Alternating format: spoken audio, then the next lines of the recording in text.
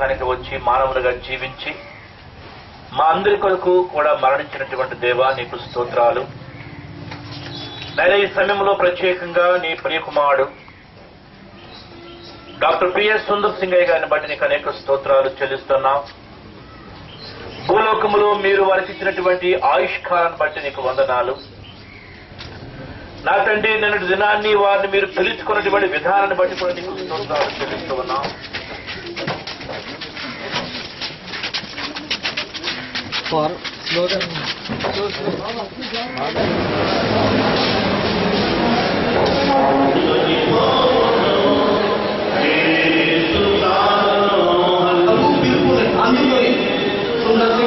మరి దేవుని సన్నిధిలో చేరున్నారు.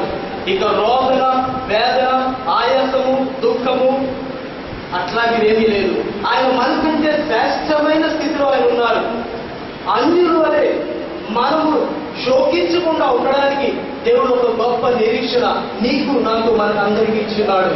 ఆ నిరీక్షణ ఏంటంటే దేవుడు యేసు ప్రభువారు సమాధిని జయించున్నాడు. హల్లెలూయా, హల్లెలూయా.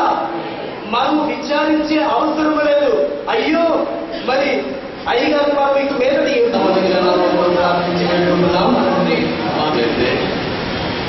దేవుడితో ఆ వ్యక్తి మాట్లాడతారు. దేవుడు పరిశుద్ధుడు.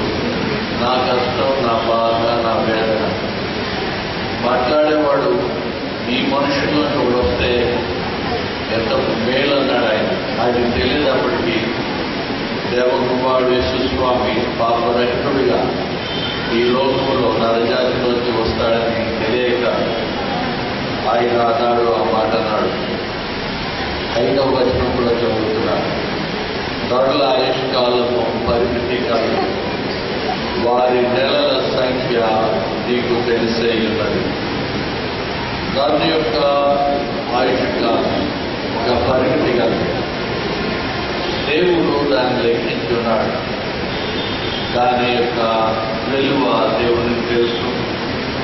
ఈ పరిమితి కలిగినటువంటి సమయాన్ని సద్వినియోగం చేసుకున్నాను.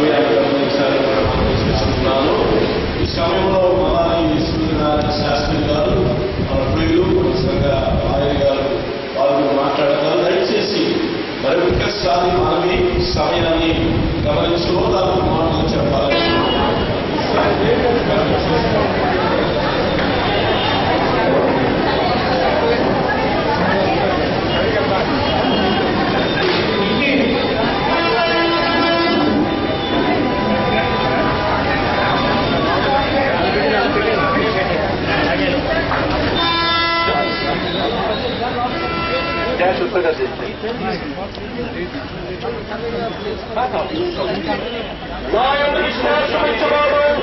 చనిపోయిన బ్రతుకును బ్రతికి నాయకుడు విశ్వాసమించున్నాడు.